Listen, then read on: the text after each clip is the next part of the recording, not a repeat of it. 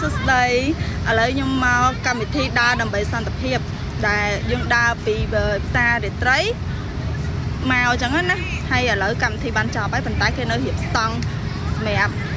ទទួលជំនួយជូនដល់ជនភៀសសឹកបងកងទ័ពនៅជួរមុខអញ្ចឹងណាចាំបានមានទឹកសុទ្ធមានទឹកក្រួយឬក៏ស្បៀងអីអាហារក្រៀមនេះអាចមកសួនសម្ដេចតាបានគាត់មានរៀបស្តង់ឲ្យសម្រាប់ទទួលដើម្បីដឹកយកទៅឲ្យអញ្ចឹងណា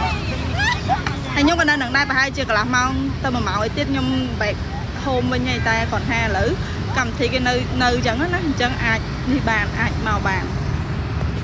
កម្មនិយាយចាញ់ចេះកម្មវិធីហ្នឹងវាចប់ហើយប៉ុន្តែនៅទទួលអំណោយបានដូចធម្មតានិយាយចេះ